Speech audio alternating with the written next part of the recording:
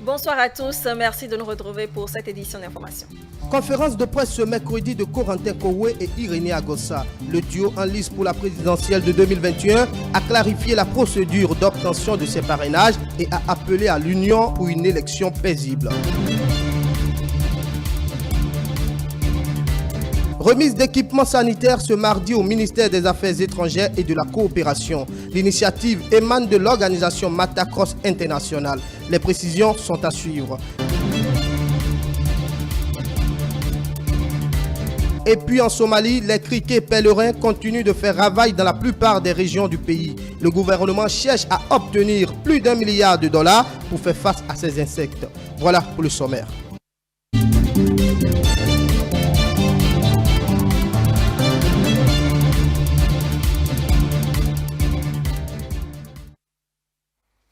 Les membres du gouvernement se sont réunis ce mercredi pour le traditionnel Conseil des ministres en présence du chef de l'État, Patrice Talon. Entre autres décisions prises figure donc l'adoption du décret portant mise en place d'une commission ad hoc de négociation des contrats pétroliers et la nomination de ses membres. La mise en place également d'un système de personnalisation des passeports ordinaires biométriques et la digitalisation du processus de demande de délivrance. Et puis le Conseil des ministres a également approuvé le compte-rendu de l'étape de la mise en œuvre des mesures urgentes d'amélioration et de renforcement de la fourniture d'eau potable dans les établissements dans le cadre de la lutte contre la pandémie du Covid-19. Nous reviendrons sur ces différentes décisions dans nos prochaines éditions. Conférence de presse ce mercredi du duo Corentin Koué de Irénée Agossa. Ils ont dévoilé à l'opinion publique le caractère inclusif de l'élection après avoir martelé que leur candidature est celle de l'opposition. La sortie médiatique a été une occasion d'appeler à l'union et à une élection apaisée. Le récit de Moro Fabiola Boussard. Première sortie du duo Corentin Koué-Irénée Agossa après la publication de la liste définitive des candidats retenus pour prendre part à l'élection présidentielle d'avril 2021. À ce moment d'échange avec les professionnels des médias, ils ont apporté des clarifications sur le processus ayant abouti à la validation de leur dossier de candidature, une candidature de l'opposition. Nous sommes fiers d'être candidats de l'opposition. Nous sommes de l'opposition. Ce qui fait de cette élection une élection inclusive. Et quiconque qui dit que l'opposition n'est pas présente, lui n'est pas opposant. Notre duo est la surprise de cette élection. Nous sommes l'étonnement. Et quand ils disent que l'élection est exclusive, c'est qu'ils ne veulent pas assumer l'échec de leur démarche. Une démarche qui, selon lui, visait à acquérir le parrainage de façon clandestine par le biais d'une équipe installée dans un pays voisin. Irénée Agossa rappelle la méthode par laquelle il est parvenu à convaincre les élus à libérer les parrainages. Nous avons pu toucher le cœur des députés pour leur dire, vous avez tout, mais permettez-nous de manifester ce que nous vivons. Nous avons discuté avec eux, détaillé, posément, depuis des mois. Certains ont accepté, d'autres ont refusé, mais petit à petit, on a pu faire le nombre. Et enfin, on a rencontré les deux présidents de parti, séparément et ensemble, pour discuter avec eux. C'est ça la procédure. Chers camarades du Parti Les Démocrates, il est temps de tourner la page de la peur, de la haine, de la division et des clivages politiques et ethniques. Il se murmure dans une franche partie de l'opposition que le duo serait de connivence avec le pouvoir en place, une lecture que rejettent les candidats. C'est parce qu'ils sont avec Talon. Moi, je ne connais même pas Talon. Je ne le connais pas. Voir quelqu'un à la télé ne suffit pas. Talon ne peut pas me voir, moi, dans le groupe, et dire, je le connais celui-là. Moi non plus. Mais pourquoi au Bénin, vous pensez que les autres, là, ils ne sont rien, et que c'est vous? Pourquoi? Vous cherchez celui qui va combattre quelque part là-bas, non? Et vous l'avez en face, et vous doutez. Et nous sommes ici. Moi, je suis dans le pays. Et lui, il a mis parrainage, et je ne peux pas tout faire pour avoir. Et moi, j'ai parrainage, on dit que non, c'est un rien. Qu'est-ce que ça veut dire? Corentin Koué et Irénée Agossa ont tenu à rappeler qu'ils ne sont point partisans de la violence. Pour Pour eux, l'élection doit se faire en toute quiétude. Et c'est pour cette raison que nous avons choisi la voie des urnes. C'est officiel, depuis ce mercredi, le Parti social-démocrate PSD n'ira pas à l'élection présidentielle du 11 avril prochain en cavalier solitaire. Il a décidé de fédérer ses actions aux côtés du bloc républicain et l'annonce a été rendue publique à la faveur d'une conférence de presse. On écoute un extrait des propos de son président Emmanuel Golou. Il était grand temps, comme vous l'attendiez certainement, qu'enfin nous fassions le pas pour clarifier ce qui jusque-là est resté doute et questionnement. Le Bénin est en train d'écrire depuis 2016 une autre page de son histoire, une page dont les lignes sont empreintes de profondes transformations, parfois douloureuses, mais pleines de bonnes perspectives. Et que face à certains défis tels que ceux qui s'annoncent, il n'y a qu'ensemble que nous pouvons les relever. C'est donc en conséquence de cette évidence que, faisant écho aux incessants appels de notre base militante, nous avons décidé de rejoindre la mouvance présidentielle. C'est à ce prix que nous pourrons nous-mêmes nous assurer de léguer demain à la postérité un héritage consistant. Nous annonçons solennellement aujourd'hui que c'est aux côtés du bloc républicain que nous déposons les valises du parti, parce que le bloc républicain est un parti jeune. Permettez-moi de profiter de cette tribune pour lancer à tous nos compatriotes un message d'apaisement et de cohésion pour une élection pacifique.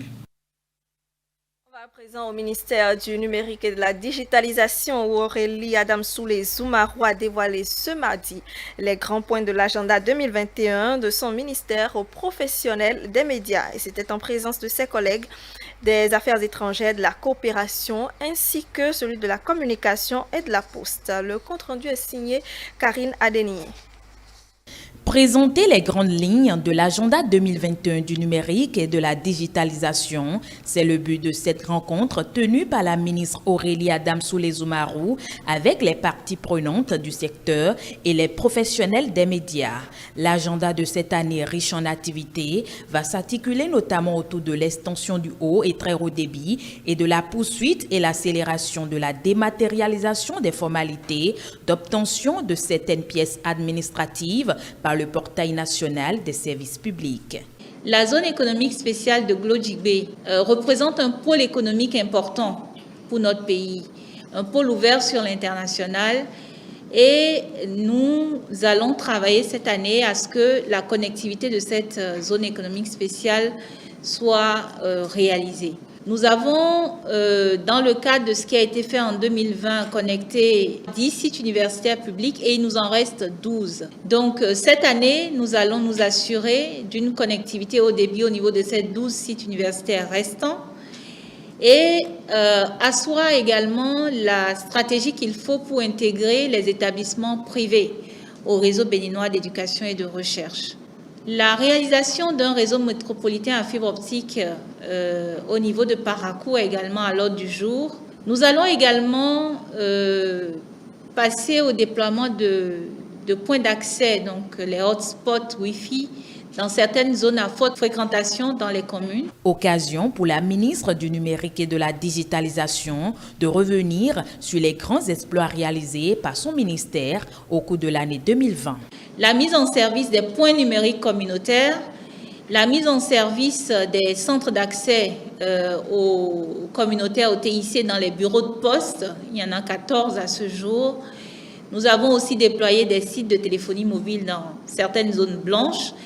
Et tout dernièrement, le projet intégré de transformation numérique des régions rurales qui vient, disons, pour accélérer la couverture dans les zones rurales a été mise en place. En ce qui concerne la TNT, la transition vers la télévision numérique terrestre, toute l'infrastructure aujourd'hui réalisée, les 29 sites sont en place et équipés. Sur le volet e-commerce, le cadre juridique a été donc fixé de façon appropriée dans le Code du numérique. La PNPE, la plateforme nationale de paiement électronique, est en train d'être opérationnalisée progressivement. Au regard du contenu de l'agenda 2021 et du bilan satisfaisant de l'année 2020, les ministres Alain Oronla et Aurélien Agbenossi, présents à cette rencontre, n'ont pas manqué d'encourager leurs collègues à poursuivre dans la même lancée pour le rayonnement du secteur du numérique au Bénin. J'avais indiqué lorsque le président m'a confié cette charge que mon job était d'aider à révéler le Bénin à l'étranger, de porter le Bénin vers le monde, mais aussi de révéler le monde au Bénin. En période de pandémie, comment aurais-je pu continuer cette mission si le secteur dont ma collègue est en charge n'était pas efficace? À la détermination du président Patrice Talon, je voudrais féliciter celle du ministre du numérique et de la digitalisation, qui est une passionnée du numérique, qui fait montre d'une détermination, d'une abnégation et d'une assiduité dans les progrès de notre pays. Les membres des parties prenantes du secteur du numérique présents ont à leur tour promis d'accompagner la ministre Aurélie Adamsoulé-Zoumarou pour l'atteinte des objectifs de la mission qui lui est confiée. Le Bénin a reçu d'importants équipements mobiliers hospitaliers des mains de l'organisation Matacrous International et cet appui vient renforcer la prise en charge des malades dans les centres de santé. C'était une cérémonie fort simple qui a connu la présence des représentants du ministère de la Santé et celui des Affaires étrangères et de la coopération. Stanislas Atandéon. 50 lits, 50 matelas, soit 15 fauteuils roulants. Ce sont là quelques mobiliers hospitaliers offerts par l'organisation Matacross International au Bénin. Ces matériels viennent ainsi renforcer la prise en charge des malades dans les centres de santé. La cérémonie qui nous réunit est une œuvre de la fondation Maltacross International. Et Maltacross International est une organisation sous tutelle de notre ordre à travers laquelle nous procédons à la collecte et à la redistribution de dons à travers le monde. Et l'une des vocations premières de la Fondation Maltacross International est d'offrir un accès équitable aux soins, aux services et aux soins de santé pour tous. Nous nous sommes donnés pour mission d'accompagner les multiples efforts que déploie actuellement le gouvernement du Bénin dans le renforcement du plateau technique médical et l'équipement des formations sanitaires. C'est pour ça que nos actions sont vraiment orientées dans ce sens et nous voulons, notre volonté, c'est de devenir l'un des meilleurs partenaires du Bénin en la matière. Le représentant du ministre de la Santé a remercié tout le personnel de l'organisation Matacross International pour cette initiative et a promis que les matériels reçus seront utilisés à bon escient. Cet élan de générosité sans cesse croissant témoigne de l'attachement combien important de Matacross au Bénin et au bien-être de la population béninoise, ainsi que la volonté de réduire les inégalités comme le représentant l'a bien souligné tout à l'heure. Monsieur le représentant spécial pour le Bénin, soyez-en infiniment remerciés. Et je vous prie de bien vouloir transmettre au chef de la Fondation les sincères remerciements du peuple béninois. D'ores et déjà, soyez rassurés que les équipements que vous nous offrez aujourd'hui seront déployés très rapidement dans nos fonctions sanitaires et qu'on en fera un très bon usage. Le secrétaire général du ministère des Affaires étrangères et de la coopération n'a pas manqué à son tour de remercier les donateurs. Il se réjouit du fait que le Bénin fasse partie des pays bénéficiaires de cette organisation. Je voudrais remercier les hautes autorités de la KM-FAP, son représentant spécial à Cotonou, pour ce geste habituel, mais très amical. Je voudrais saisir cette occasion pour souhaiter plein succès à la mission spéciale de l'ordre à Cotonou, ainsi qu'à ces organisations qui opèrent sur le territoire du Bénin. Le gouvernement du président Patrice Talon travaille, comme nous le savons tous, à hisser au plus haut niveau la coopération entre le Bénin et l'ordre. L'organisation Matacross International n'entend pas s'arrêter en si bon chemin. Elle promet multiplier ses dons pour une meilleure prise en charge des malades dans les hôpitaux au Bénin. Et parlant des meilleures destinations éthiques post-pandémique 2021, le Bénin a été classé dans le top 10 mondial. Une distinction faite par Ethical Traveler et le projet de l'Earth Iceland Institute. Plus de précision dans ce commentaire.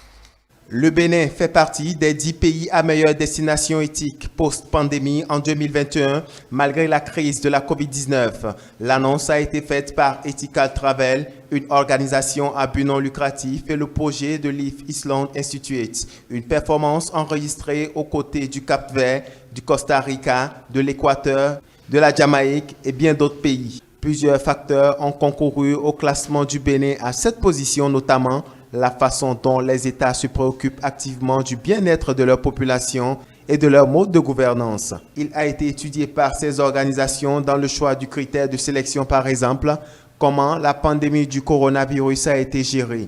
Pour rappel, bien avant cette hausse de performance, le Bénin avait remporté le prix Ethical Destination Awards. Nous étions en 2018. Direction l'Égypte qui a reçu 300 000 doses du vaccin Sinopharm contre le Covid-19. Le don du gouvernement chinois intervient alors que le pays fait face à une pénurie de doses. Et après l'arrivée de la cargaison, le ministre égyptien de la Santé a annoncé son intention donc de déployer des vaccinations publiques dans tout le pays. On suit cet élément de nos confrères de CCTV+. L'Égypte a reçu sa plus grosse garnison de vaccins contre la Covid-19. Les responsables chinois et égyptiens ont accueilli ce cadeau si nécessaire de la Chine. La dernière fois que l'Égypte a reçu 50 000 vaccins Covid-19 de Sinopharm, c'était via les Émirats arabes unis. Cette fois, c'est un cadeau du gouvernement chinois au gouvernement égyptien. Il s'agit de 300 000 doses du vaccin chinois afin de renforcer et soutenir les efforts de l'Égypte pour faire face à la pandémie et fournir le vaccin au peuple égyptien. Ceci est une preuve matérielle de la profondeur des relations entre les peuples égyptiens et chinois. Au nom du Premier ministre, des dirigeants politiques et du ministre de la Santé, je remercie la République populaire de Chine et son ambassadeur d'avoir soutenu l'Égypte pendant cette pandémie. L'Égypte a participé à la phase 3 des essais cliniques sur l'homme du vaccin chinois de Sinopharm. L'autorité égyptienne des médicaments a déjà approuvé l'utilisation du vaccin Sinopharm pour une utilisation d'urgence.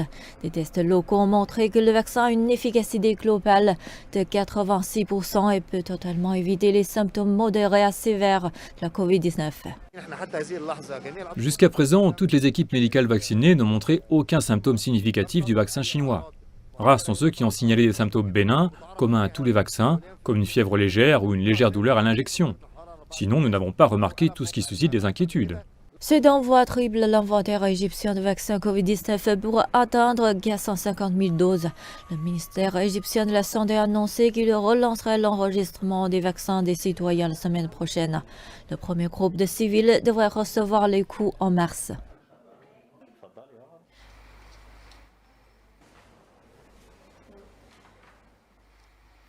Et puis, le gouvernement somalien et les États-Unis cherchent à obtenir plus d'$1 milliard pour faire face aux criquets pèlerins qui continuent de faire des ravages dans la plupart des régions du pays. On suit le reportage de nos confrères de CCTV+, pour plus de précision. L'Organisation des Nations Unies pour l'alimentation et l'agriculture a averti que les faibles précipitations, les inondations et les criquets pèlerins contribuent à l'extrême insécurité alimentaire en Somalie. Jusqu'à 2,6 millions de personnes ont été affectées et la situation devrait s'aggraver au milieu de cette année. Youssouf Hadji chasse les criquets qui ont envahi sa ferme dans le centre de la Somalie. Pour la troisième fois en moins d'un an, des essaims de criquets pèlerins ont envahi les fermes de la ville de Beledweyne, détruisant les récoltes et autres végétations. Nous utilisons les flammes et la fumée de pneus en feu pour chasser les criquets. Nous utilisons également des boîtes de conserve vides pour faire du bruit, mais les criquets ne partent pas. Nous lançons un appel à l'aide. Nous avons entendu parler de pulvérisations aériennes qui sont menées, mais ce service ne nous est pas parvenu. Nous avons perdu notre récolte précédente et nous ne voulons pas souffrir à nouveau. La situation est pire pour Mohamed Abdi, qui vit dans la même zone que Youssouf. De jeunes sauterelles, incapables de voler, ont ravagé l'entièreté de sa ferme, ne lui laissant plus rien à récolter. L'insécurité alimentaire devrait s'aggraver sous l'effet d'inondations localisées, de précipitations inférieures à la moyenne et d'une aggravation de l'infestation de criquets pèlerins. On estime que 2,7 millions de personnes devraient être confrontées à des niveaux de crise ou d'urgence en matière d'insécurité alimentaire d'ici la mi-2021. Le gouvernement fédéral et les Nations Unies ont lancé un appel à plus d'1 milliard de dollars d'aide humanitaire, alors qu'une crise liée au climat continue de toucher des millions de personnes dans tout le pays.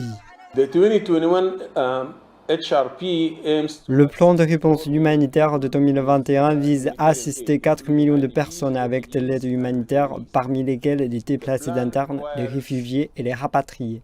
Le plan nécessite 1,09 milliard de dollars, une légère augmentation par rapport aux milliards 10 millions de dollars demandés en 2020. De fortes précipitations sont attendues en avril et les autorités s'inquiètent de ce que cela pourrait causer des inondations, particulièrement dans les zones riveraines. Mogadiscio a déclaré que le deuxième état d'urgence, plus d'1 an après que les criquets du désert sont arrivés pour la première fois dans le pays. Les locaux rapportent à présent avoir aperçu de nouveaux essaims qui entravent davantage les efforts du gouvernement pour combattre les insectes qui dévorent les récoltes. Et c'est ainsi que prend fin cette édition d'information. Merci de nous recevoir chez vous. Vous pouvez retrouver ce programme et tous nos programmes d'ailleurs sur le site internet www.etelebene.com, la chaîne YouTube et la page Facebook en tapant Etelebene. Également l'application Etelebene disponible dans votre Play Store. Juste après moi, la suite du Grand Soir avec Romuald Houi, les rubriques Covid-19, info d'ici et d'ailleurs, WhatsApp pour info, la chronique du soir et bien sûr, ça se discute. Excellente soirée à vous en notre compagnie.